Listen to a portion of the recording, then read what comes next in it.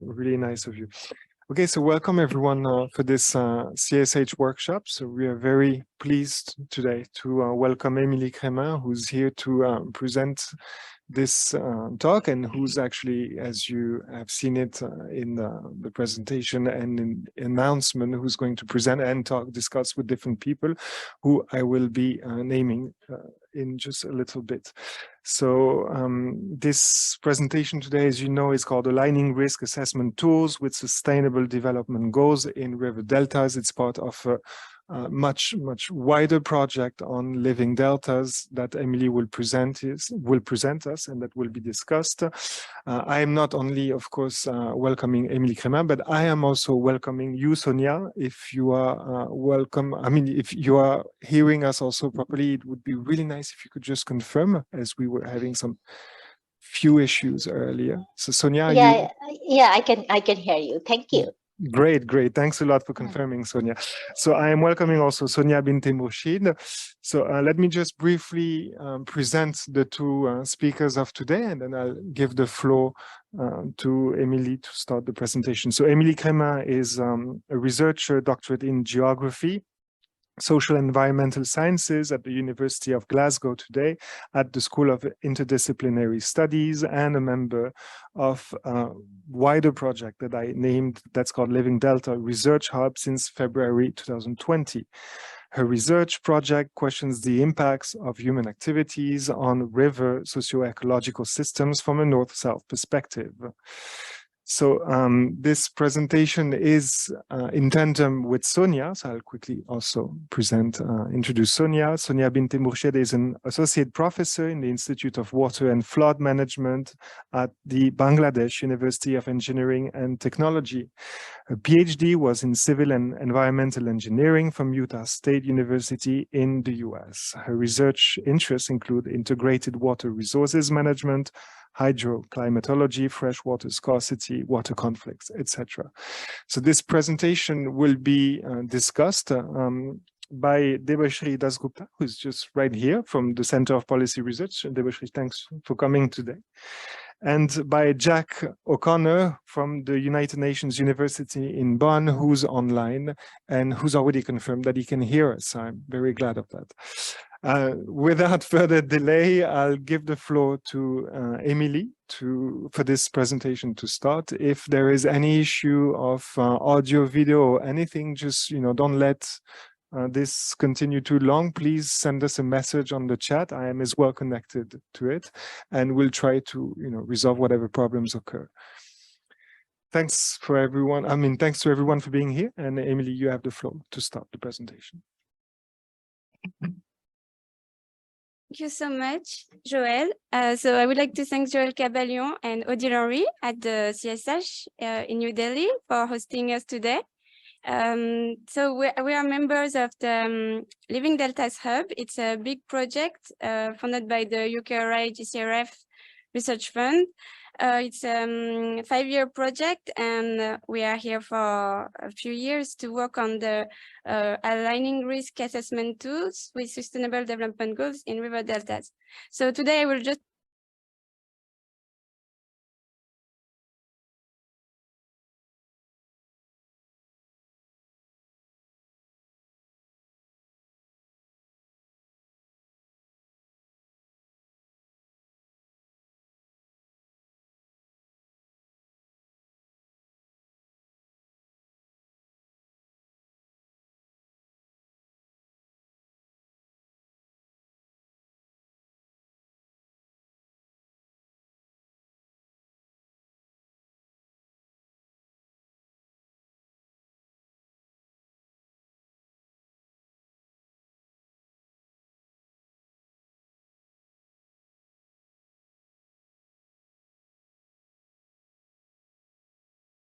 is it better now?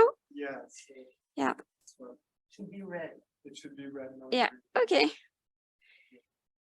So in our sub-project, we have also other colleagues who are not in today because they have the TED Festival in Vietnam. So I would like to acknowledge our colleague from Canton University and from CRES in Hanoi, who were also contributing to the project, and colleagues from Calcutta University, Jayadevpur University, and Professor Andy Large, and Fabrice Renaud from the University of Glasgow. So river deltas are specific landforms. They are very fertile sediment. They are formed from sediment deposits. They are area with populated with a very high density. They have a very high agricultural production, and they have also a very high connection with the world. They are highly connected with the rest of the world. So they are very strategic areas and very important economical hubs. However, at the same time, they are highly vulnerable to the impacts of human-driven environmental change.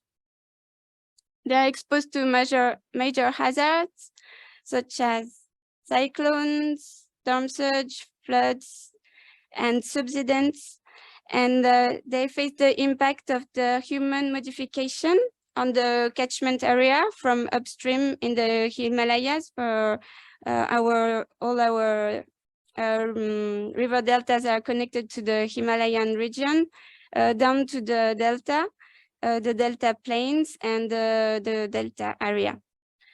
So they are the result of the linkage from upstream to downstream. They're also facing overexploitation from the overuse of water, earth, and people for industrial purpose.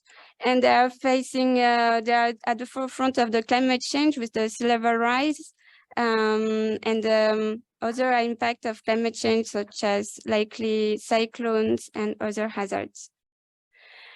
So our research is focusing on the risk. So we analyze the risk as the result of hazard, exposure, and vulnerability. So the vulnerability is composed of social vulnerability and ecological vulnerability. And we analyze the social ecological system. So the risk assessment we are working on is based on an index, the Global Delta Risk Index, which is composed of indicators to quantify the exposure to multiple hazards and the vulnerability of the socio-ecological system in the coastal area of the Living Deltas Hub project in 3 deltas. So in Vietnam, Red River Delta, in the Mekong, and in Vietnam, and in the GBM, the Bengal Delta in India and in Bangladesh. So our framework is, you can see our framework. So it's a multi-scale framework from global level to local level. So at the international scale, we can see the impact of geophysical change, like the climate change. At the regional level, we work on the river basin, and at the transboundary relations between states, which are in the catchment area of the river basin. And we work also, we look at the local scale, sub-delta scale, until the very small level of the village, to analyze the exposure, the vulnerability, the hazard, and then the risk. So the socio-ecological vulnerability is composed of the social susceptibility, which is the proportion of the population to be affected by the risk because of the poverty, the food insecurity, the health issues, the education, the gender inequalities, the access to services, to public service and resources. Then we analyze the coping and adaptation capacities and the lack of coping and adaptation capacities, which include the lack of socio-economical capital, the lack of mobility, the migration, the capacity to migrate or not, and the governance of the risk, which are reflected in the SDGs. Then we work as well on the ecosystem susceptibility, which involve the ecological analysis of the geomorphological dynamics, such as erosion, the fragmentation of ecosystem, the disconnectivity of ecosystems. and the forest cover and other parameter of ecosystem susceptibility and sensitivity. And then we have the ecosystem robustness, which involves the policies, so the lack of environmental policies in favor of, for example, restoration or conservation of ecosystem services. And also all the conflict which can be included in the ecosystem robustness and the resilience. So we are, of course, we include the interconnection between all these components to understand the interaction between them, and we like to also to analyze this in a critical way. But at first we are analyzing the components one by one to make the connections, to analyze the impacts, the relation with the exposure of ecological and social systems, and as well, which leads to the risk. So how can risk assessment tool align with the global frameworks? So this is our research question today. So at the first, we have the vulnerability of socio-ecological system, which is in the center. And we have seen that different global frameworks are analyzing the risk and the vulnerability and try to act on it, because for example, the sustainable development goals aims at improving the well-being of the population, the quality of life, but at the same time we can't have well-being if the population is exposed to the hazard and the risk. So at the same time we have the Sendai framework for disaster risk reduction, which is another global framework, which also have aims and targets, and which include different indicators to analyze the impact of hazard and risk on the population. Then we have the climate change agreement, where the government has to work on to address the challenge of climate change. And we have as well the biological diversity framework.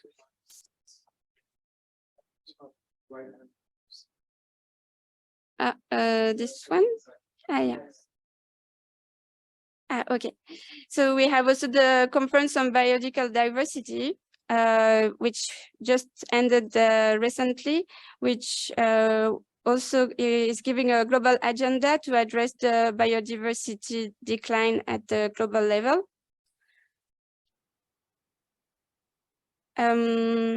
Yeah, so, so this was the initial, like you can see here, main components, but it's very much complex, and we have interaction between all the global frameworks. And so you can see that here I'm englobing them in a big sandwich to show that everything is interconnected. Like if we have a low biodiversity, we have less sustainable development, because we will have, if we have less biodiversity, we'll have livelihoods which will decline, those who are based on ecosystem services. And at the same time, if we have a lack of disaster risk reduction, we have also a decline in SDGs. And the same for climate change. If we have a climate change increase, so we will lose the biodiversity, which is also related to sustainable development for livelihoods. And so we can see the overall loop around these different frameworks around the vulnerability of socio-ecological systems. So this is our approach of the analysis. And now in the methodological way, we have analyzed the interconnection between the different indicator and targets. So we have here is a first phase of the analysis and the methodological approach. So we are interconnecting the Sendai framework with the Sustainable Development Goal to see how the different indicators are related between frameworks. So we can see that they are incomplete. For the Sendai framework, we have a number of matching between the reduction of global disaster mortality. For example, it's connected to the climate action, the sustainable cities, and no poverty. I will not detail all the interlinks, but you can see that there are interlinkage between different frameworks. And there are also no matching in some cases. So some aspects are not connected and are only analyzed by some frameworks. So that's why we found that there is a need to make a better connection between the frameworks to cover all the aspects of development, such as the poverty, SDG 1, the food security, the quality of education, the gender equality, the clean and water and sanitation, the affordable and clean energy, the decent work and economical growth, the industry and innovation and infrastructure, the reduced inequality, the sustainable cities, the consumption and production, the climate action, the life on land, the life below water, the partnership for goal, and the peace, justice, and strong institutions. So these are the sustainable development goals, and it tries to englobe all the aspects of economy and ecology and society. But yeah, some aspects are more or less important in this framework, and we will see how we try to analyze the risk based on these points. So our risk assessment methodology it aims at designing is a tool for vulnerability and risk assessment in Delta's socio-ecological system. So we use the Global Delta Risk Index. So first of all, we have revised the Global Delta Risk Index conceptual framework. Then we have analyzed the risk in the deltas through impact chain, through the development of impact chain. And we have defined indicators with the selection with the delta partners of the project and the stakeholders in the deltas to get their expertise to make it more relevant to the coastal areas. Then we have organized further stakeholder workshop to weight the indicators. Then we have done further survey and data collection to populate the database. This is also done in association with our colleagues from other work package who are doing modeling, and so we can integrate the modeling of flood hazards and other types of dynamics into the index. Then we are computing the data and putting it into a database and doing the modelization, and then we'll have the GIS visualization and the final output, online output. So here are our 3 deltas, and we have organized a workshop in each of these deltas with the stakeholders. So 3 workshops in each delta. And we have used the risk assessment methodology through the impact chain. So from hazard to we're analyzing first the hazard, then we are analyzing the intermediate impact, all the aspects of vulnerability and the exposure, and this leads to the risk. So this is based on a qualitative and a quantitative method, and so it's a risk assessment methodology. So we have the hazard, the exposure, ecosystem susceptibility, social susceptibility, ecosystem robustness, and adaptive capacity. So here we have linked done a first link between the social susceptibility and the SDGs. So we can see, for example, for social susceptibility, this is quite simplified, but because there are much more links, but just to keep it visual, for now, we can see that the social susceptibility is related to the poverty, to the hunger, and to the health, and also to the clean water and sanitation. The lack of coping and adaptation capacities is related to education, to gender equality or inequality, to the access to energy, and to the inequality, social inequalities in general. Then the ecological sensitivity is related to, firstly, to the life on land, to the life underwater, and to the climate actions, which is also related to the ecosystem robustness. And the ecosystem robustness is also related to the peace, justice, and strong institutions. So now we'll present some of our results. So first of all, for the hazards, we have seen that we have the global climate change, which impact the temperature, rainfall, and which can create heat wave and evapotranspiration, and thus then drought and wildfires in some situations. Then we have storm and cyclones, and which impact on the river discharge, the tidal surge, floods, erosion of the riverbank. Then the climate change also impact on the sea level rise. Oops, I can't see down there because of the low freshwater flow.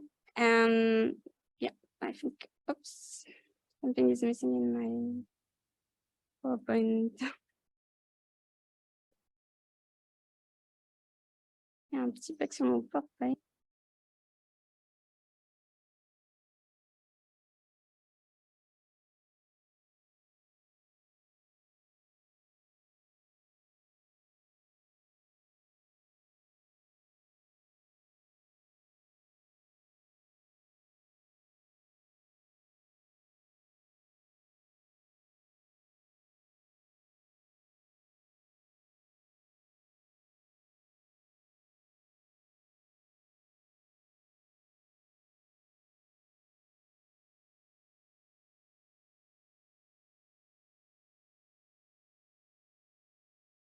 Éteins mon micro? Okay, sorry. So yeah, here is the impact, the first impact chain on hazards. So we have the internet, the geophysical interconnections, and the infrastructure. We have dam, embankments, irrigation canals, groundwater abstraction. This is all the main human action on the environment, which interact to affect the water stored, which involve the water stored in the dams, and in other case, water logging, if it's not well managed. Then we have a big issue with the sedimentation of the delta, which are stored in some places and not delivered in other. And so we have a big issue with the sedimentation of the deltas. We have shallow subsidence and soil salinization. And at the same time, we have also thermal power plants, which are having impact on the water temperature and may have impact on the ecosystem. So we have the population exposed to hazard, which lives from different types of livelihood, agricultural lands exposed to hazards, the properties of the population, the ecosystems, which are sometimes protected. So we have the pressure on production from the global market, which impact on the cropping. So request intensive cropping, for example, for shrimp and other seafood. Before it was rice, now it's shrimp. So it leads to land conversion and deforestation, and then it leads to loss of regulating ecosystem services, the loss of provisioning ecosystem services. Then the deforestation gives the space to invasive species. It leads to the decline of ecosystem like mangrove, wetlands. And at the same time, we have the river disconnectivity, which leads to the lack of freshwater release, the lack of fluvial source of fertilizer, the reduced sediment supply,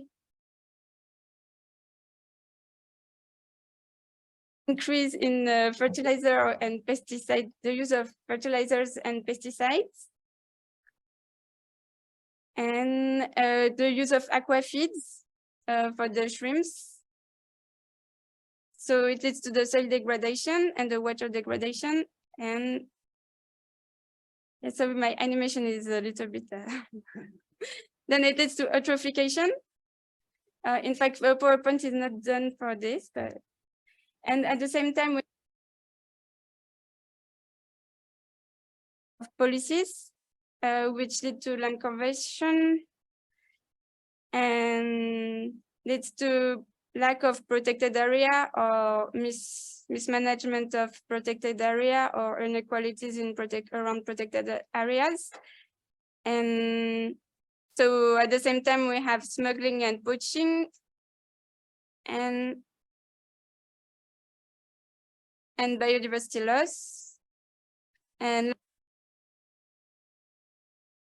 all these aspects are in some aspects are analyzed by monitored by the SDG indicators. So I will not detail all the indicators, but there are some I will tell you later. So at this, and for the social susceptibility and the coping and adaptation capacities, yeah, I think it's okay. No animation for this one. I stopped with the animation. It was too much animated, so I stopped it. So we have the social, all the social aspects include the social inequalities,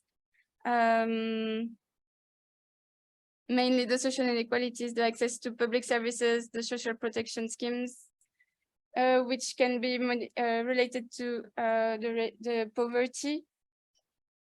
And we have the increased use of the agricultural activities have income on the income from agriculture and the access to land ownership. Yeah, and we have the access to safe water, which is also related to the urbanization and yeah, and the disaster risk reduction. Include the access to services, to the emergency services, and yeah, so all these aspects are interconnected in social susceptibility and adaptation capacity. Oops. So yeah, and all these are covered by the SDGs.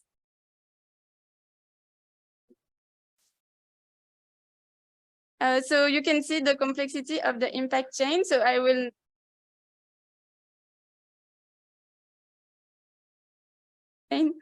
so yeah, you can watch more in detail in the paper.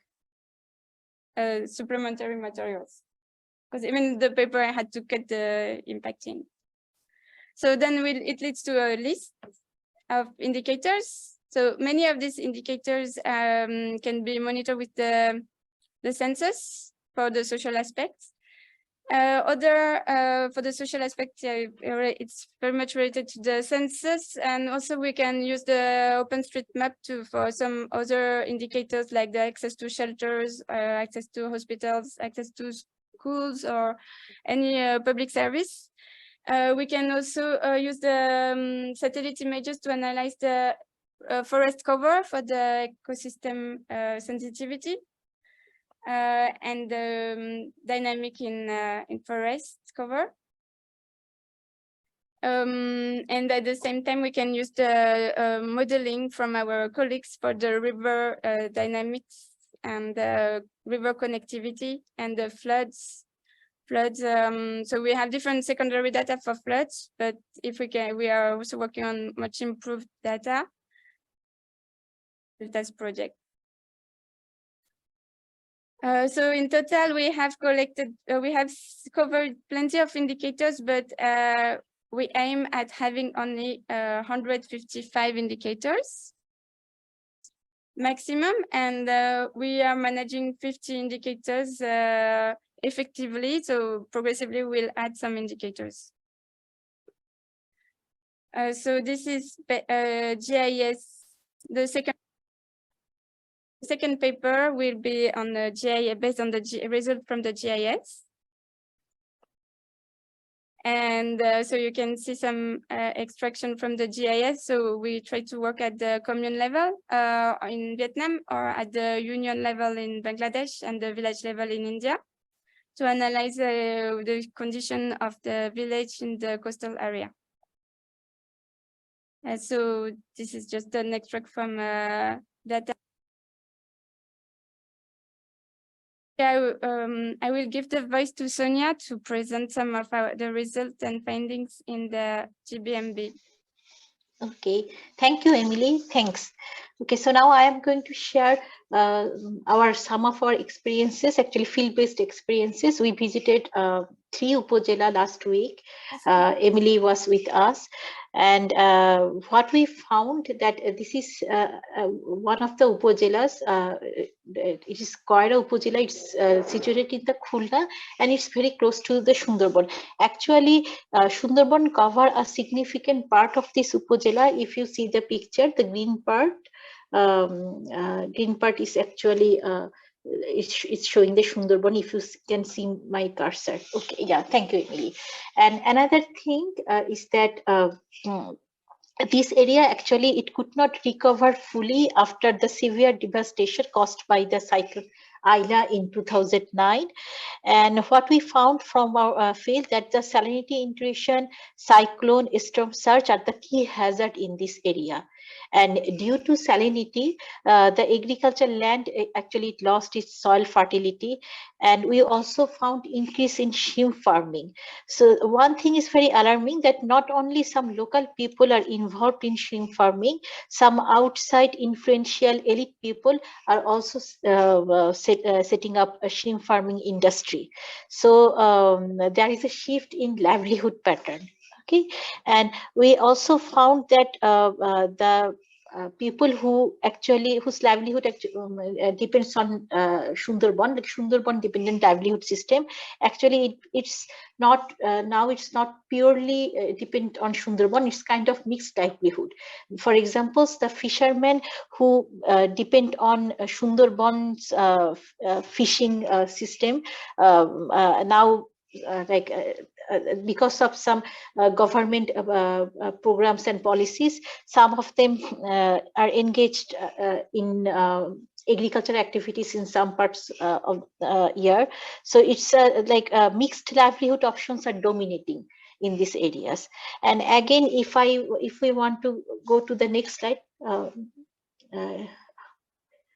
Okay, so the next slide is it's in Dakop Upojela. It's also close to Sundarban, but not like before, not like the previous Upojela. So what we found that here the salinity, freshwater scarcity during the dry season is their key hazard. Actually, the local people, they are suffering a lot due to the low dry season water availabilities. So salinity or intrusion is very common, and also we found that siltation of river beds due to the mismanagement of the polders, the round shaped embankments. So siltation of river beds are very common in those areas, and it also creating problems. And we also found some social susceptibility in these areas. For example, we found that the females, they have less access to the land ownership, and also we found because of high poverty, that the kids, they are reluctant to go to school. There are many dropout cases happened from the schools, especially female students, especially girls.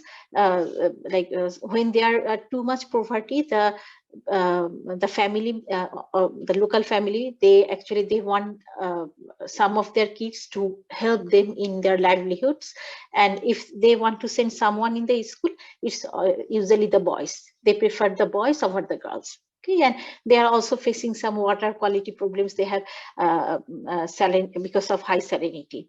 And if we go to the next slide, Emily.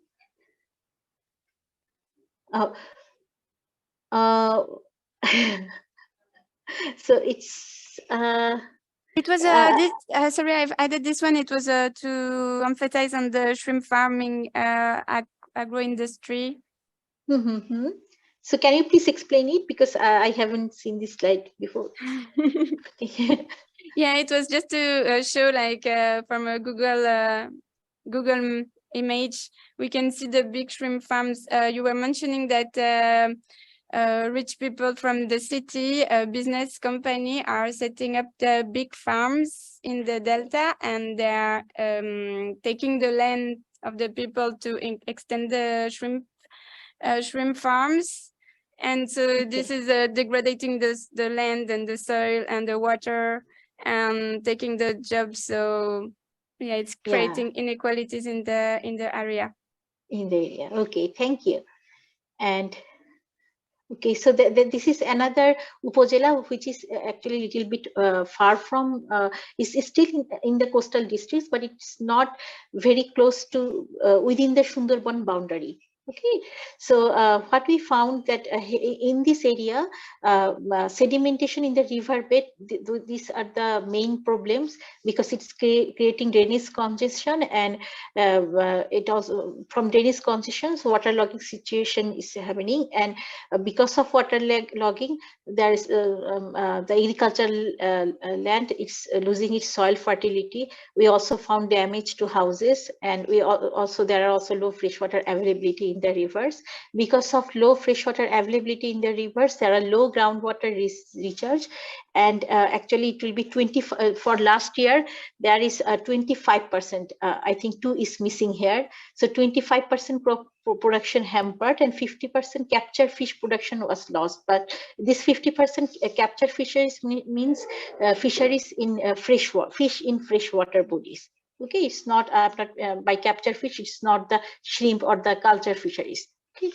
And we also found arsenic contamination in this area, and there is a like the government is trying to follow the tidal river management. It's a silt management strategy, particularly in these waterlogging areas, and it worked actually. If you see the there are some pictures in the left side, the river is almost silted, but the right side one, it's because of this tidal river management, we see the river is active again, the water is in the river.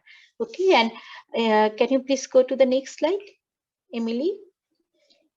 So from these things, we actually this is an example of validation of impact chain. We are trying to validate the impact chain, as Emily mentioned, that actually impact chains, they are actually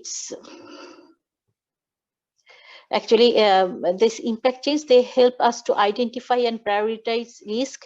It helps to understand the linkages among different hazards, intermediate impacts, social and ecological susceptibility, and ecosystem robustness. It also help us to understand the risk and communicate with local peoples, and we can use this impact chain as a tool to monitor and evaluate the effectiveness of risk management strategies over time.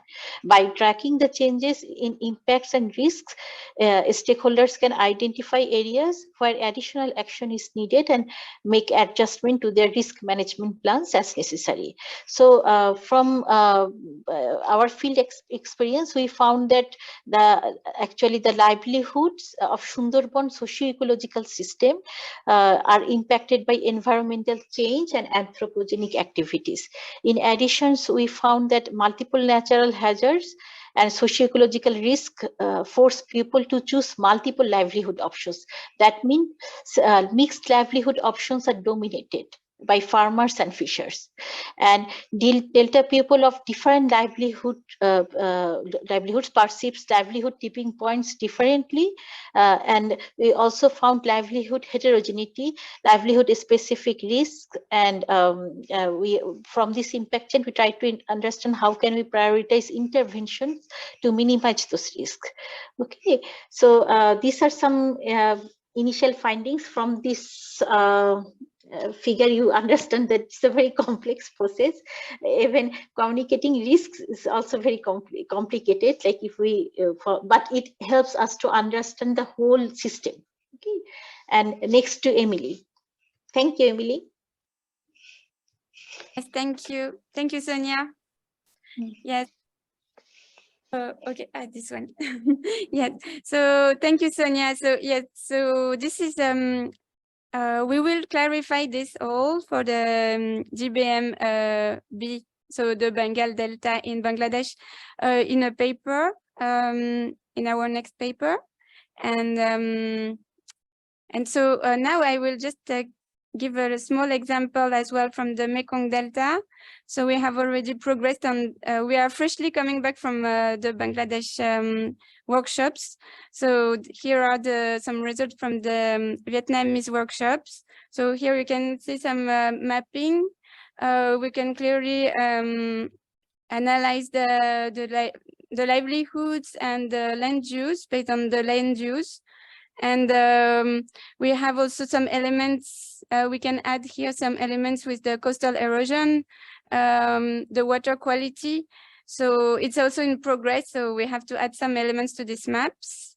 But just to show you more or less some of the results we were seeking to do to include all the arguments with the mapping. Here you can see that the coastal area is more or less affected by erosion. So for example, the red line here is showing that there is a risk of water intrusion coming from the sea based on this part of the coast. So if there is any breach in the embankment, so we're watching the state of the quality and the state of the bridge, the embankments and the sea walls.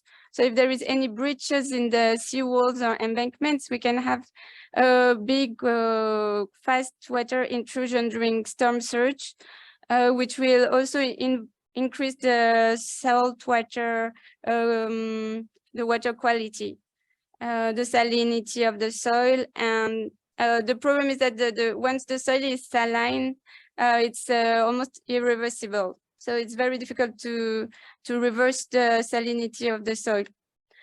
So then, yeah, there is a big, like the motivation of the farmers, big farmer from the city is to increase the shrimp because the income is higher from the shrimp. So there is also a huge agro-industrialization of the region. It's also in the Delta plan to increase the agro-industrialization for exportation of the shrimp. So there are, I haven't located yet the ports, but there are planning for bigger ports. And all this agro-industrialization is related to the energy, increase in energy, so the SDG 7. So people likes to have more energy also for developed activities like using smartphones, and they don't want to work anymore in the farms. They prefer to work in the city on their mobile phone and make market on the mobile phones or any other device from the globalization. So the urbanization is increasing, and rice cultivation is not giving very big income compared to the other economic pressure. So a part of our project is about the mangrove. So you can see here that the mangrove is really small. The area covered by the mangrove is just a few meters, 100 meters, and it's shrinking because of erosion. And whenever we want to keep the mangrove, it's only because there is some international NGO coming to plant some trees, but otherwise the motivation are very scarce. So there is little, it's very hard to maintain the mangroves, while the mangroves are protecting the coast from the erosion. Here you can see that in Camao, in south of Vietnam, you still have a good land from mangrove, but with the other pressure we have already mentioned for exportation and industrialization, it's very hard to keep this mangrove to protect the coast. And the aspiration of people are also contradictory. So now we'd like to have discussion with you about all the questions we have presented here. So the discussion, yeah, we are happy to discuss with the CSH members and who are experts in social science and who are critical and who can give us their advice on how to think about these problems. And also the Bashri is expert in transboundary questions, water management. So maybe I...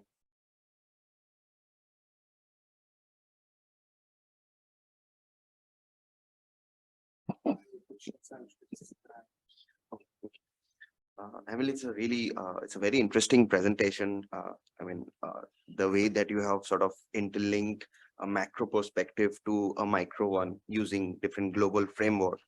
So, I mean, one thing about like the GBM basin that we generally discussed here, I mean, that point, it was about mostly at this point of time focused on Bangladesh. the problems that was happening, like from shrimp to siltation to sedimentation, the problem that we discussed.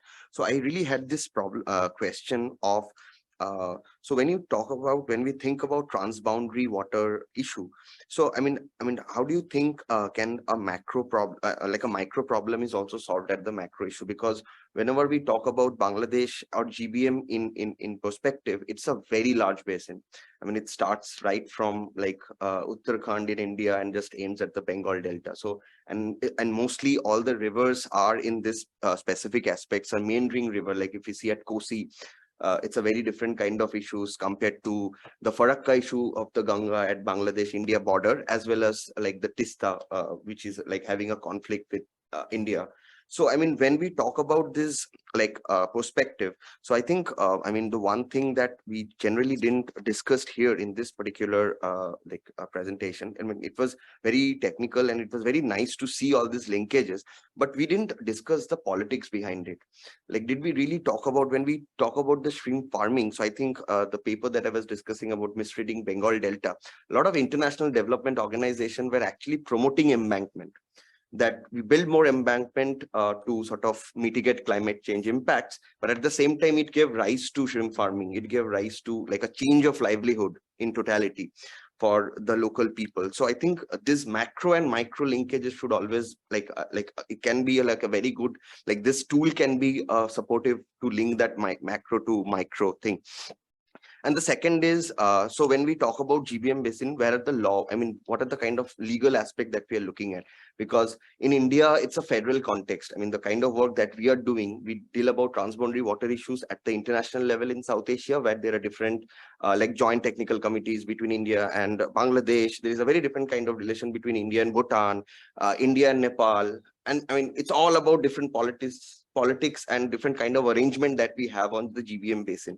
So, I mean, are we really kind of equipped to think about GBM in that aspect of where, I mean, it's a fairly kind of a large basin with different kind of politics behind it, like right from the federal context where Indian law is generally like division between central, but there is a state law that actually sort of is more important, because the state law is the one that governs the water in Indian aspect.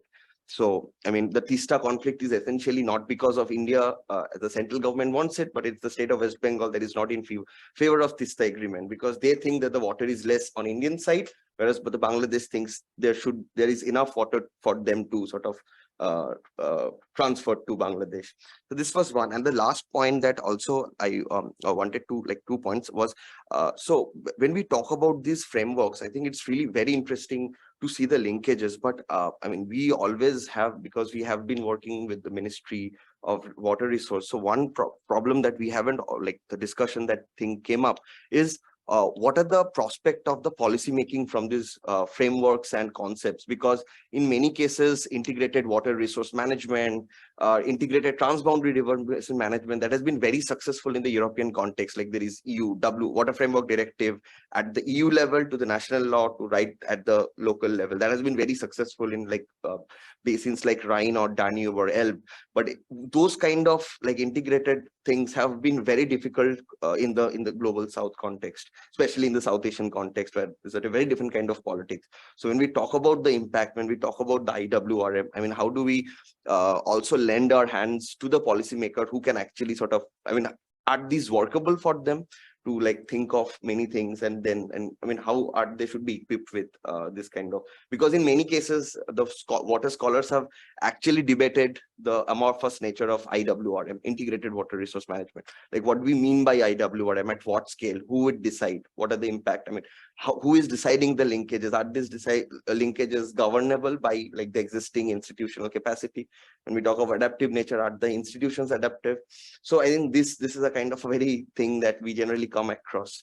And also all the basins, I think, that you mentioned, like Mekong and GBM, is not bounded by any kind of law, because in European context, UNECE is a kind of an international law that sort of binds these countries. But when we talk about, because at the end, all this implementation will happen by law and politics, right? So I think in GBM basin, there is no kind of, it's very ad hoc arrangement that India has with its boundary. Even the deltaic region, when we talk about, there is no, I mean, there is a kind of a pressure that, okay, we should join UN Water Convention or UNEC Convention, but those legal frameworks are not very active in these cases. It's mostly ad hoc arrangements. So those ad hoc arrangement can it sort of respond to an integrated demand that this delta presents. So yes, thank you. But it's a very nice presentation to actually sort of give a perspective to so many things. I mean, it's mind-blowing, I mean, to see so much of linkages and impacts. Yes, thank you. Thank you, and I will. Thank you, Debashi. It's yeah, I think we can discuss about it just after, and first we can ask to Jack. Ah, yeah. Ah, yes, okay, yeah, sorry for the time. Read his statement. Yeah. I'll just read it. So He's expert in the. so Jack, unfortunately, that first which you may have seen. So he just said there is increasing focus on aligning global frameworks like the SDGs, Paris Agreement, CBP, and etc. But this work is some of the best I've seen. That's crazy in terms of making real on the ground developments. So very happy to be part of it, but I also have to workshop. So he said you just have to be but yeah. So we can either take questions online, or maybe Sonia wants to comment on what has just been said before we open the floor for the questions.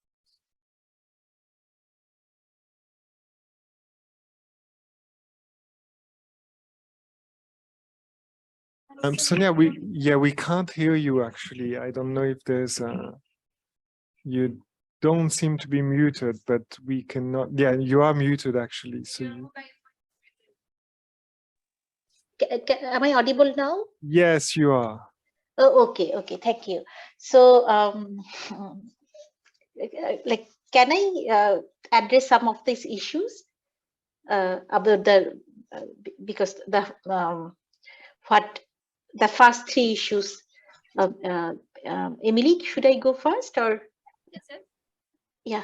Okay, thank you. So first one, it was about the macro and micro linkage. So what I want to share that actually it's must. We need to link the macro and micro issues. Okay, for the transboundary perspective is very important for sustainable for the delta sustainability. Okay, if we ignore the transboundary water flows or transboundary water management, our deltas, it will not sustain. Okay, so that's must. And another thing, the second issue, like what we are thinking, that if we involve all the countries in a basin, like in the GBM basin, there is not only India and Bangladesh. Okay, we have Nepal, and there are other countries. So any, like for transboundary issues, we need to, it should be multilateral. Okay, multilateral involvement. Okay, and of course all of us need water. Yeah? India needs water. Bangladesh needs water, downstream part needs water, and maybe we have so many conflicting issues, but we also have some similar goals. Okay, for example, if we focus more on our common issues, common goals. For example, if we focus on the sustainability of Sundarbans, because not only Bangladesh needs like Sundarban, it also the West Bengal, they also need Sundarbans because it it protects us from any disasters. It works as a protective barrier, and the ecosystem is very rich, not only in Bangladesh but also in Indian part. Although the salinity condition is much worse in India than in Bangladesh.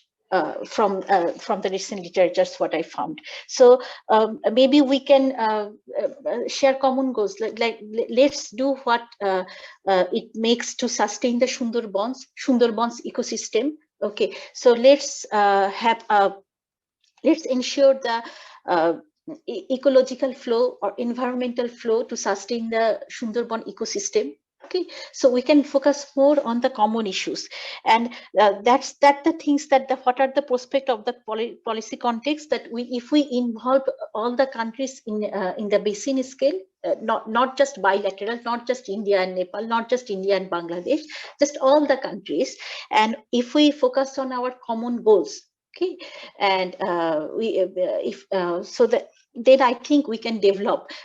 Sometimes the political situations, they are so frustrating, but you know, we always need to dream a good future so that we can work together. Okay, so but I believe we'll be able to have some solutions in future, even in the policy context. So that's my part. And Emily, if you want to add something. No, it's okay. I'd like to help. I'd like to listen the point of view of other member of the room. Yeah. So I'd like to open the discussion. Yeah, so let's open the floor online as well as offline, if I may say. So if you have any questions, you know, for other members who are still online, Johannes, Mithili, Shamina, don't hesitate to either raise your hand or put your question forth. Please go ahead. Thank you, Emily. So in one of the slides, you had linked the SDGs with the Sendai framework for disaster. So you were linking the indicators between the two, right?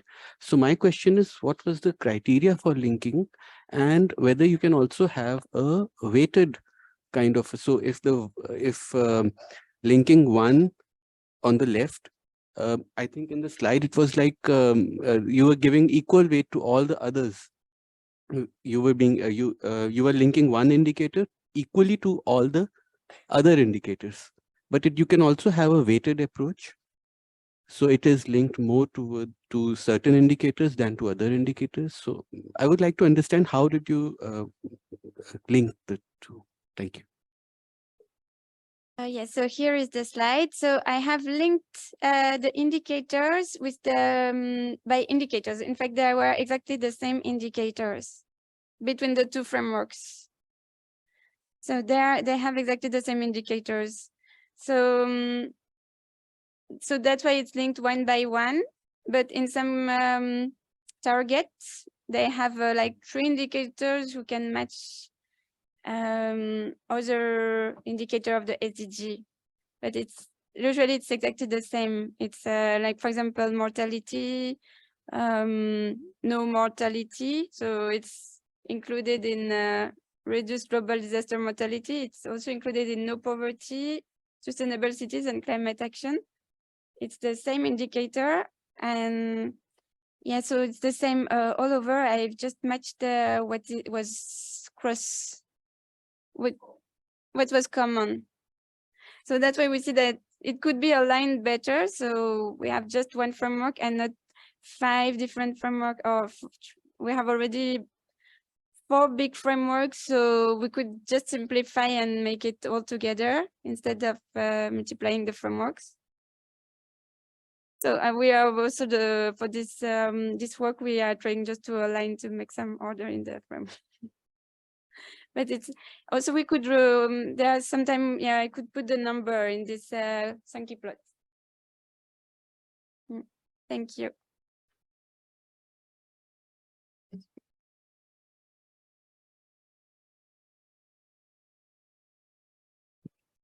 Yeah. So let me congratulate both of you for taking up a very Herculean task. In fact, it's a mind-boggling set of indicators which tried to bring in together.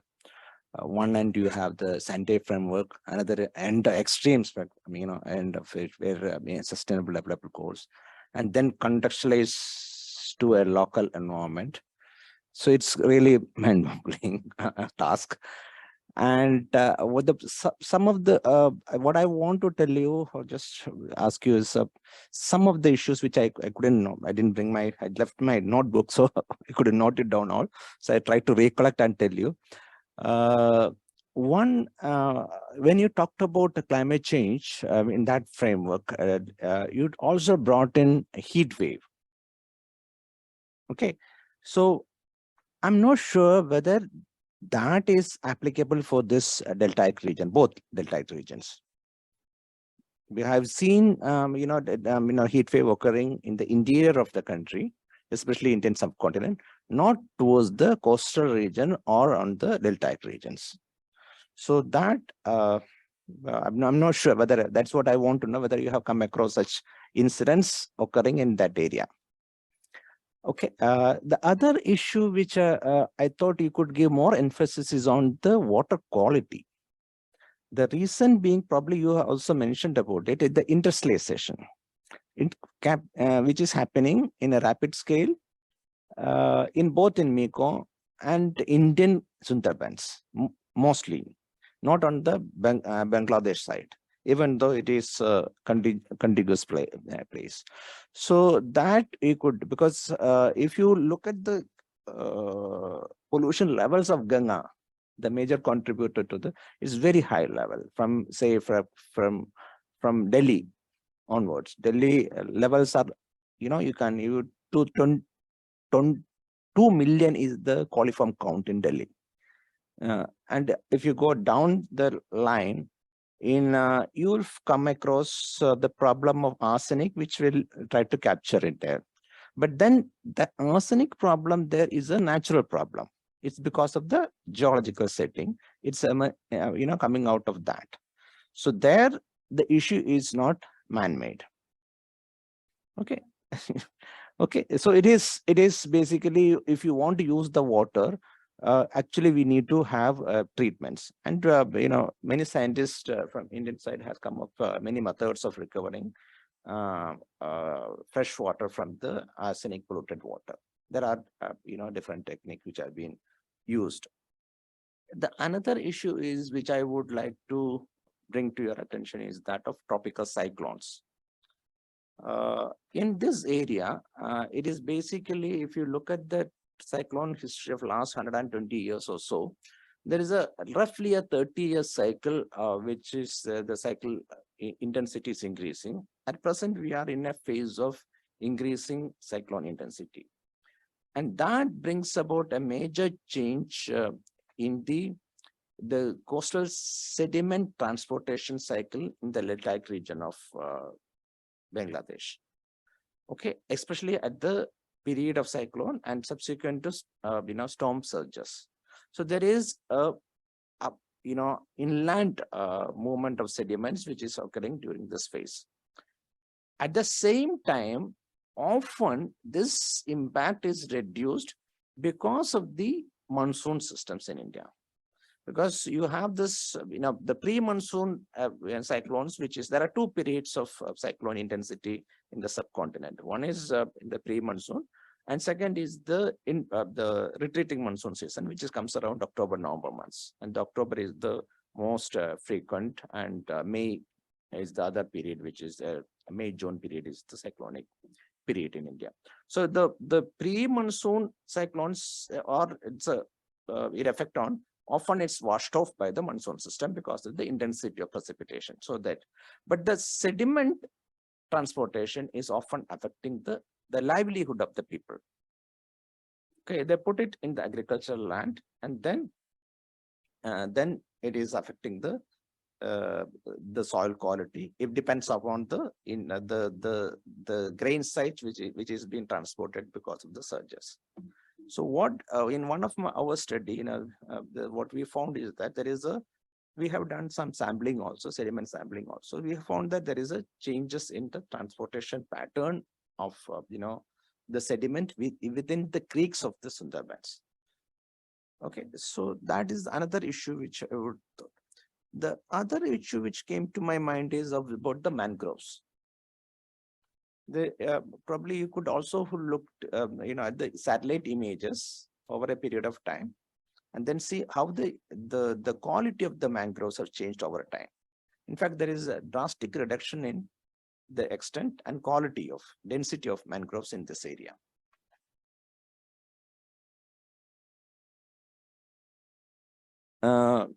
there is a there is a drastic change which is the mangrove subjected to in terms of density and also the aerial extent of that.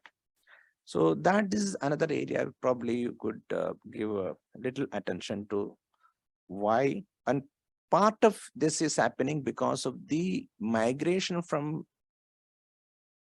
people from Bangladesh to India. It's a temporary daily migration. I don't know how many of you are aware about it. People from Bangladesh come, traverse through, come up to Calcutta and do the daily wages work, including household work, and then go back. There is a transportation, daily transportation route, which is happening between, I think you are from Calcutta. So you are maybe aware about it. It is there. So there is the daily transportation route, in addition to the migration which is happening, illegal migration which is happening along this water bodies. People are moving.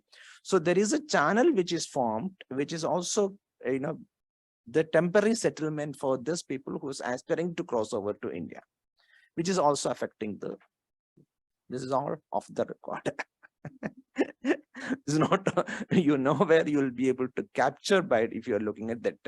Only thing which you can capture is that when it comes to the census data, in the Indian census data, you will see a change in population.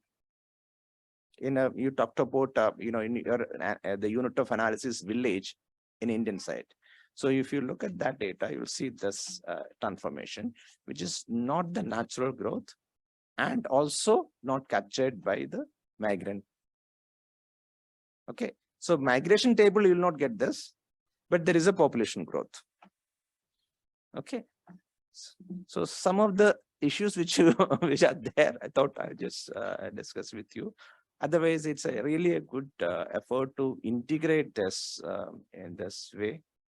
And I must congratulate both of you and also Sonia. And I don't, other person from Mekong, I have not much exposure to Mekong, so I'm leaving it. Can you give me where do you come from? Your details? Yeah. I just give you. Oh, I'm Srikesh. I'm a faculty member at the Jawaharlal Nehru University. So sorry. Okay. As I teach hydrology, climatology, and the climate change. So it's all the areas, and I was coordinating a program of DST, that is Ministry of Science and Technology, Government of India, on coastal vulnerability due to climate change. So we done an assessment of our different coastal regions, and also done one study, similar study in southwest coast of India. So that's how this much.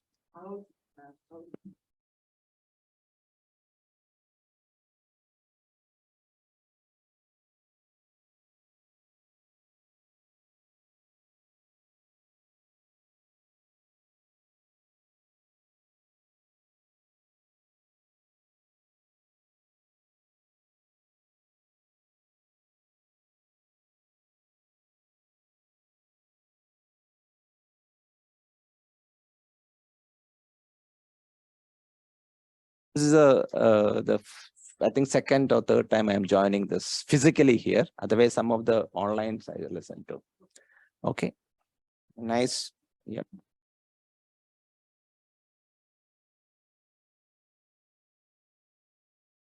Good evening, ma'am. Just a minor observation. This slide only, if you can minimize this, please. I'm not of the discipline, so this might be incorrect. The number 5th point, gender equality. It says no matching. And in the next slides, we see a lot of gender equality matching with other indicators. So it might be an error, just a minor observation. Okay, yeah.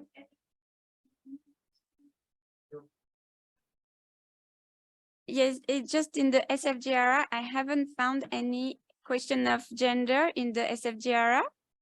And same, I haven't seen any anything about energy, decent work,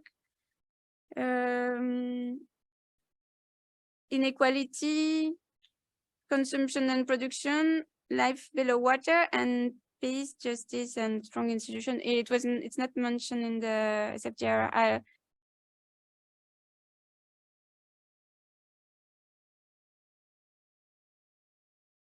I will cross-check again. Thank you. Where do you come from? Okay. Thank you.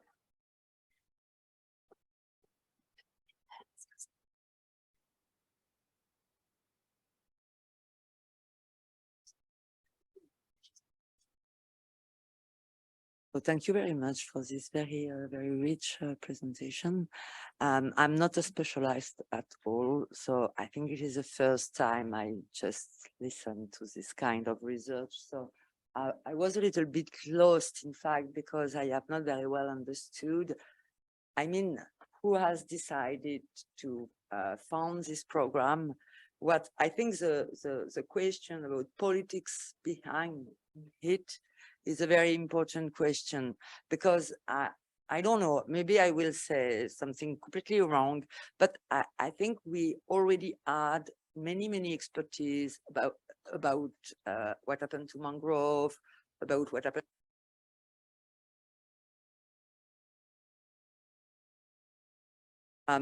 So is it one more study, maybe better, maybe more detailed?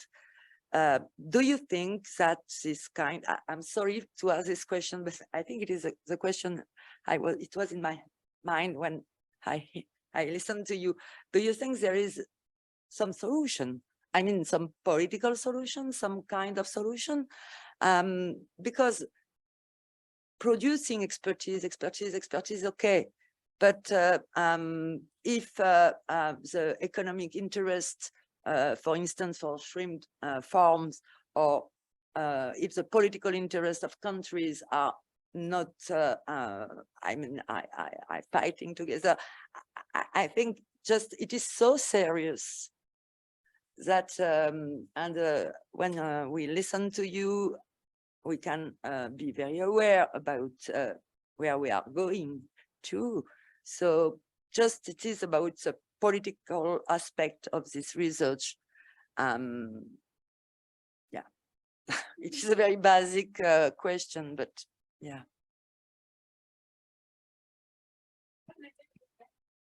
Yeah, I mean, I just add a very brief comment, but it very simply adds on to what Odile just said. You know, how do you align political interest with social sustainability goals, to put it briefly, without necessarily referring to so many, you know, frameworks? And of course, I mean, it's very important to probably find and uniformize and standardize a framework, but like, how do you actually do this when it's not aligned with political interest? So I mean, if political interest, like Odile just said, you know, continue to compete and to be contending with what we see, analyze, and wish to be, you know, advocating, for example, on the ground, then how do you actually do anything except maybe producing more expert knowledge, I guess. Maybe one supplementary question would be to make this presentation a bit less expert type, but a bit more qualitative oriented. Like, how would you make people reappear in this whole kind of expert thickness, so to say? You know, like in this, we see a lot of frameworks, and I mean, you are very familiar with it, but we aren't. And I mean, and I'm a bit more probably than Odile, but even I am not an expert of these different frameworks. So how do you link these frameworks with particular experiences on the ground, and the way people actually experience it, live it, feel it? And, you know, for example, the story of a shrimp farming family going through a cyclone, and, you know, different interviews, and we were talking about it, of course, earlier. It comes back to the issue of, you know, how do you produce that kind of expert knowledge on the field? How long do you go there? And, you know, how many people actually craft that kind of knowledge? Who controls its production, and where does it go, you know, eventually, of course, last but not least? So it's not just a small question. Again, it's a bunch of comments, adding to. And maybe to add a little bit, could you include in this analysis the struggles of the people who are concerned? I mean, they are also actors of all that. So I think maybe there is some resistance somewhere and a kind of hope. I don't know. So is it possible to include it also this in the picture and the framework of analysis?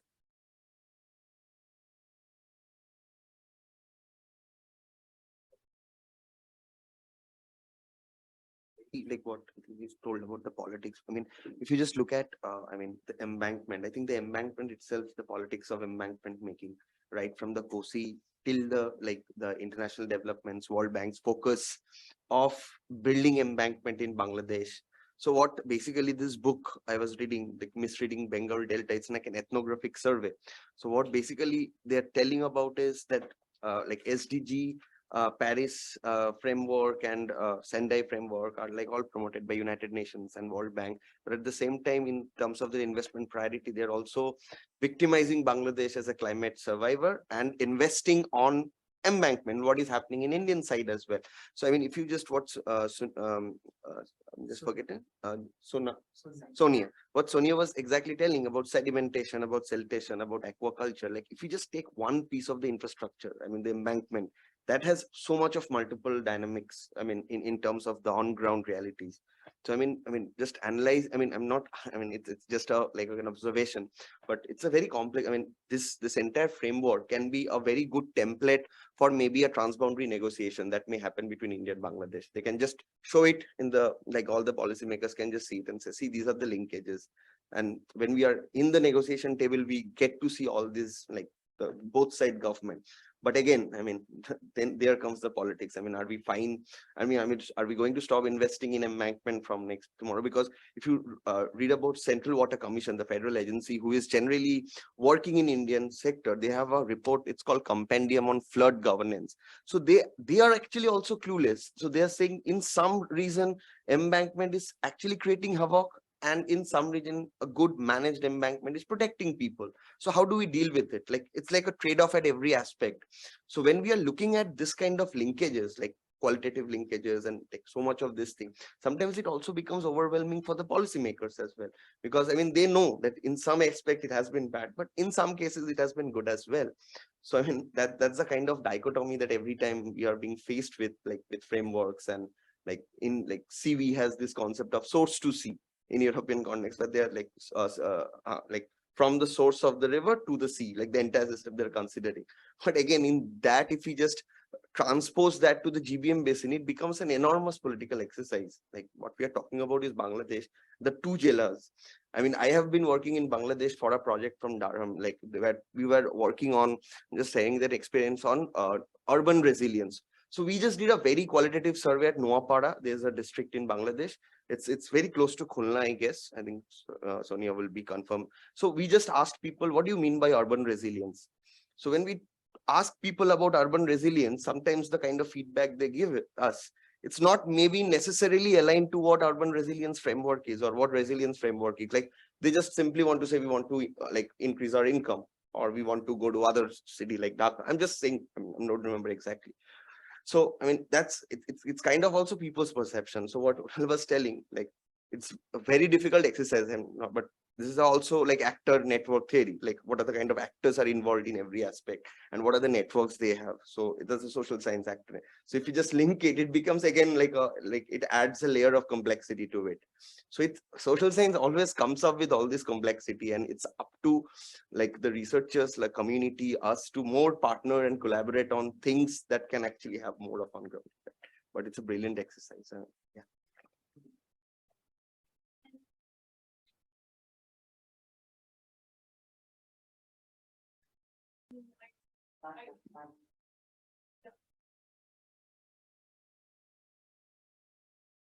Yeah, are there any last comments? Okay, yeah, please, Professor Puch. Which I would like to superimpose here. See, China is building a dam in Sangpong River, which is the upper reaches of Brahmaputra River.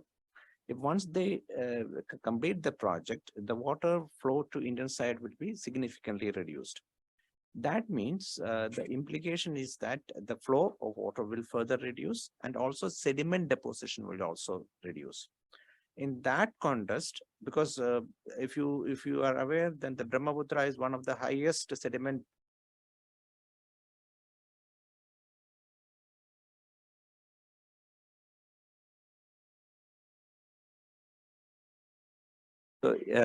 again, it's yeah. So it is going to have, further modifications in the coastal configuration, especially in the context of sea level rise also. Okay, and again, the sea level rise is not a phenomenon of this century or this decade. It has been there across, because we have done the coring studies and where east coast and west coast of India. So we found that in the past also something around anything between 4,000 to 8,000 or even greater time spans has been moving up and down. Oscillate, the sea levels were oscillating, and it is again linked to, you can see that there is a close relationship between what we are seeing, talking about the little ice age and other time scales. So in that context, do we have to much worry about it? Unless, because there is on the other side, from the human perspective, there is a aspirational generation. Okay, you have seen a generation which have gone through, developed, and another generation which is trying to come up. So in the process, the quantity has gone up, the number of people has gone up. So the pressure on the resources naturally will be higher than what is there in the past. So the question which we are trying to impose, or the pressure which we are we are attributing to the people, how far we can do that? How is justifiable? Since you raised the political issue, the issue, it's all linked. Now, the politician it's the support of the people. The people want economic prosperity, social mobility. So there is an aspirational generation which trying to move and reach a place where they have better livelihood. In the process, they are not much worried about the resources. Okay. So that vicious circle is facing, which is there in the economics, which there is a political or socio-political vicious circle which is operational now. Probably you could answer, look into this dimension. So, Emily, a last, maybe a concluding comment on this.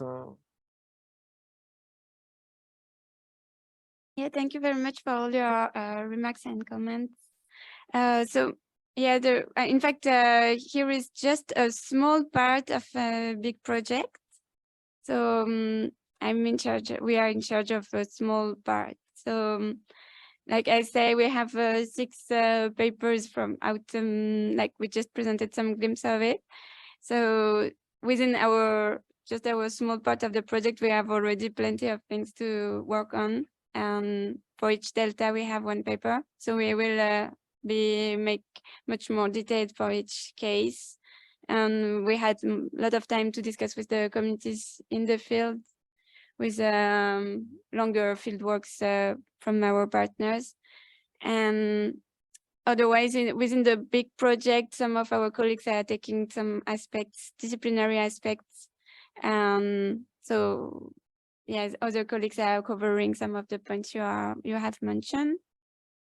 So yeah, but thank you so much for all your insights. I hope we can discuss further.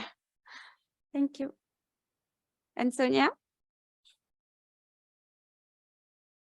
Sonia, concluding remark on your part?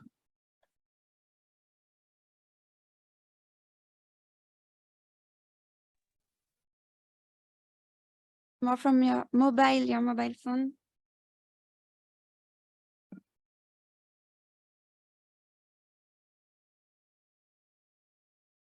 Hello, am I audible Yes, now? yes, Oh, we okay, do okay. hear you. I'm sorry, I was disconnected in the middle. And it took me some time, so I missed some parts, but thank you so much for your wonderful feedbacks, because we still have sometimes we may and we still have we still have some field visits, like it's pending. We will go there.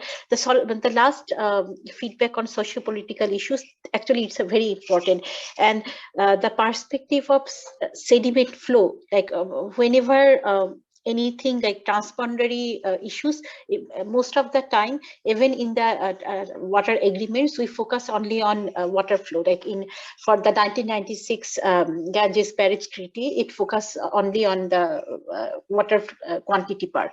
Okay, so the water quality and also the sediment flow is very important. The alarming thing, what he mentioned, that there is a construction of dams by China in the upper reach of Brahmaputra.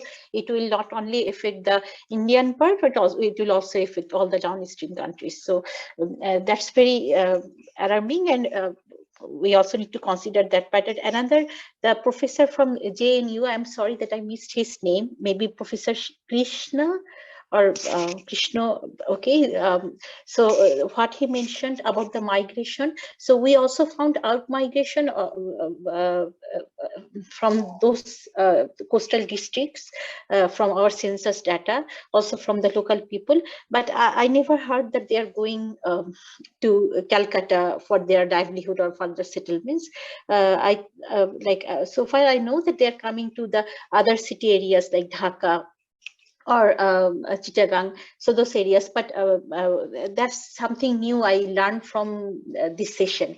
Okay, and we will consider his other feedbacks too, like he mentioned about the heat wave. Actually, he's right that we haven't seen heat wave in GBM Bangladesh. I'm not sure about the Mekong Delta, but actually GBM Bangladesh, the heat wave, it's not there.